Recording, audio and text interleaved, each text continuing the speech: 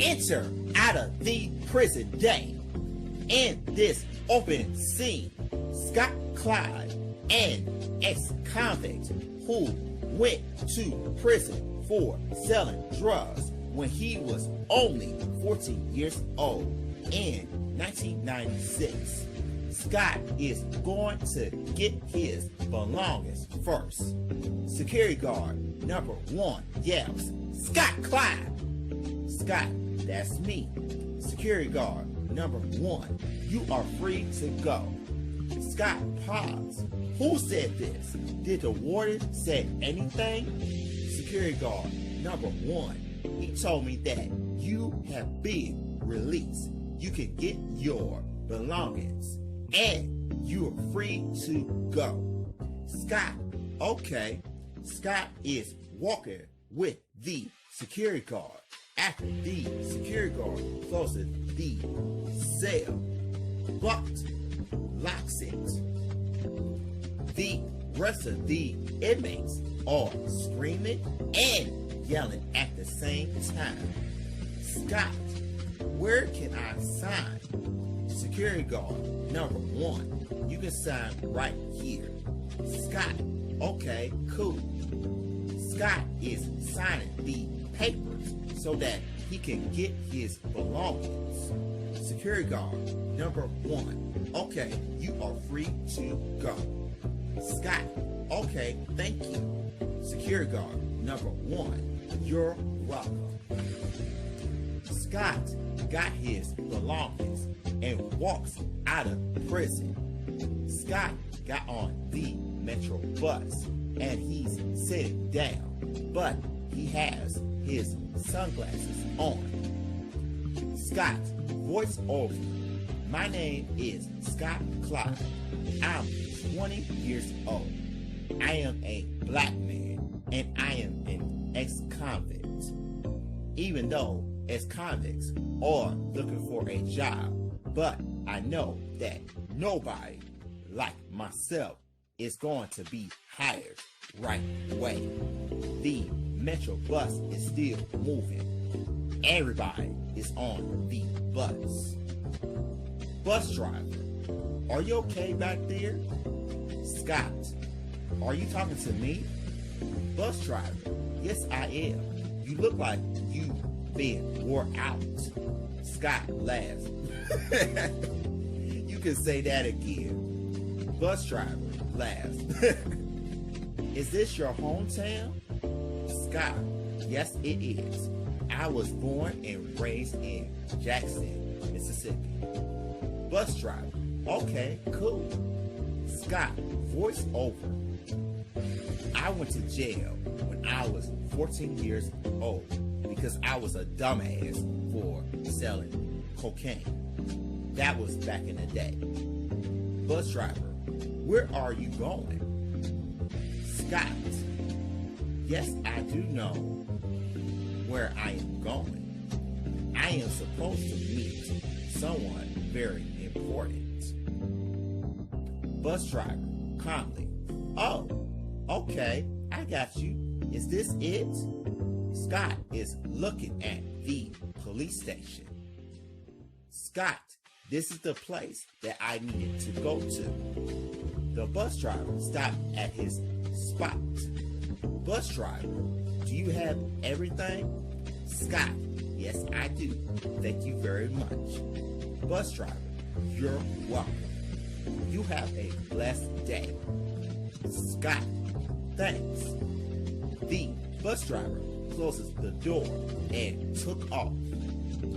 Scott is walking down to the police station because he has to speak to his parole officer. Cut to enter talking to his parole officer, Dave.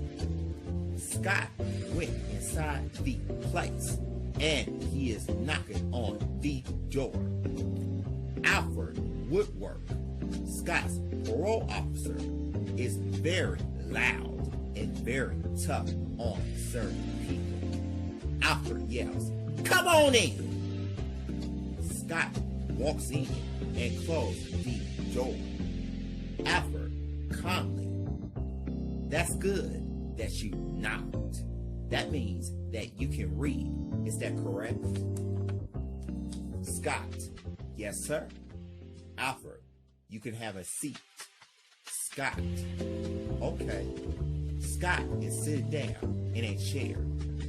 Alfred, "This is really simple for you, Scott. I am going to be watching every move you make. You're going to get some construction work." Scott, looking very confused. "What do you mean by that?" Alfred, "You know, like a teacher, a barber, a doctor, or anything you need to do. You could work over at White Castle. Something that you would like to do." Scott, "Really?" Alfred, "Yep, you will be busy. Show me that you can work. You can make some money." Scott, "Okay." Alfred, "I already got you a place to stay and everything else. You got to work hard at it. But if you mess up, then you will go back to jail. Do you understand that?" Scott, "Yes, sir." Alfred, "I am 62 years old white man, but I will get on you a lot. I will do that, but don't play with any games at all. For real."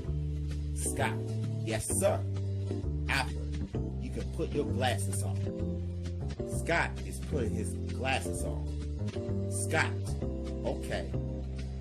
Alfred, "You're dismissed." Scott, "Okay." Scott got up and left the building. Alfred is eating his apple. Scott, voice over. Normally, ex-convicts don't listen to their parole officers because they fuck it up. That's true in real life. Cut 2. Enter knocking night. Scott is living at the apartment, but he has his neighbors and he went back to bed. The bed is small, but not that small. Someone is knocking on the front door around 7 p.m. in the evening. Scott wakes up. Who is it? Someone is still knocking on the front door again. Scott got up and went to the front door and opens it. Scott, who are you? Scott Clyde Jr., Scott's long-lost son, who used to be with his foster parents, but he decides to track him down and starts looking for him until now. Scott Jr. begins to tell Scott something about himself. Scott Jr. calmly, "Hey, Dad." Scott, "Dad? I am not your father." Scott Jr., "Yes, you are." Scott paused. "How do you know I am your father?" Scott Jr. is pulling out the birth certificate and all of the documentation papers because he wanted to know who is his father. Scott Jr., here are the papers. Scott, let me see this. Scott Jr., okay. Scott, reading the letter. I, Scott Clyde, is the father of Scott Clyde Jr. He will be taking care of his own son.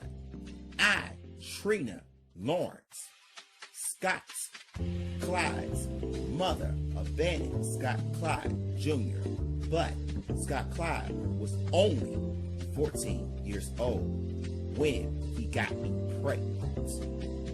Scott paused but couldn't believe what he had read. Scott Jr., it's the truth. The DNA doesn't lie. Scott is so speechless. Whoa! How did you find me? Scott Jr. Well, I was finding some information on the internet to find you. I found that you were an ex-convict and you did go to elementary school. You were born and raised in Jackson, Mississippi. I was born here too. Scott paused. Wow! I'm impressed. Scott Jr. laughed. Yeah. Are you going to let your son in? Scott hesitated. Oh, yeah, sure. Scott lets Scott Jr. in, and he noticed that Scott Jr. packed 3 book bags with him. Scott closed the door after he locks it. Scott, I'm sorry. Scott Jr., it's okay. Scott Jr. sat down on the couch. Scott Jr., how are you doing? Scott, I'm okay. I have a question for you. Scott Jr., what is it? Scott is very curious. If you can find me, where's your mother? Scott Jr., to be honest, I never met my mother before in my life, and I just met you. Scott paused. Okay. Scott Jr., I don't know my mother's name. Scott, her name is Trina Lawrence. I haven't seen her in a long time, but does she know you came here to see me? Scott Jr., nope. Scott paused. That's kind of weird to me. Your mom doesn't know where you've been at. Scott is suspicious about Trina didn't bother to see their own son and then tell him that she was pregnant. Scott Jr., nope. I found you first, Dad. Like I said before, I never met my mom before in my life. For real. Scott realized it now. Well, you're right about that. You came all the way from where? Scott Jr., I came from Atlanta, Georgia. But I went back here in Jackson, Mississippi. My foster parents raised me, but I decided to come down here to find you. Scott paused. Yep, you are a brave young man. Scott Jr., yes, I am. Scott, the bathroom is down the hallway. Right there. Scott Jr., okay, thanks. Scott, you're welcome. Scott Jr. got up and went to the bathroom to take a shower while Scott is trying to find out where Trina is at because he has the right to know what's up with that. Cut 2. That was the teaser for this film script. For real. Oh yes. Oh yes. To be continued. For real. Likes, comments, share, and subscribe. And please, please, please, please, please tell anyone about my YouTube channel as well. Please do that for real. And like I said, to be continued. Clyde will be back for real. Oh yes. Oh yes. This is the remarkable, inspiring drama film script that I wrote for real. Oh yeah.